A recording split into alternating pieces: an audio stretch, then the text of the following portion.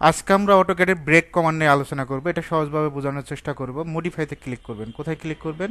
মডিফাইতে click করবেন। মডিফাইতে click করার পর এখানে দেখবেন যে ব্রেক লেখা আছে।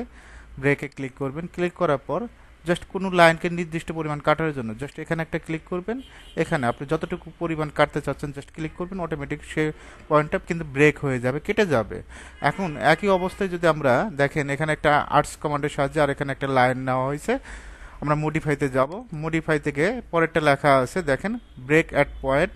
তো এখানে ব্রেক অ্যাট পয়েন্টে ক্লিক করবেন। ক্লিক করার পর জাস্ট আমরা এই লাইনে আর্টসে এই কমান্ডে ক্লিক মানে আর্টসে এটা ক্লিক করব। ক্লিক করার পর এই পয়েন্টে ক্লিক করবেন।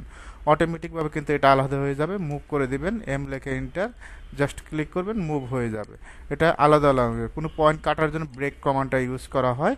একইভাবে যদি আমরা রেক্ট্যাঙ্গেল নেই, আর ইসি লেখে এন্টার, কি লেখে এন্টার? আর ইসি রেক্ট্যাঙ্গেল। এখান থেকে একদিকে একটা বক্স নেব 5 ফিট, কমা দিব, আর একদিকে 6 ফিট। এখন আমরা যদি এটা ব্রেক করতে চাই সেটা কিভাবে? এখান থেকে মডিফাইতে যাব। মডিফাই থেকে ব্রেকে ক্লিক করবেন। জাস্ট আমরা কি করব? এখানে একটা ক্লিক, এখানে একটা ক্লিক।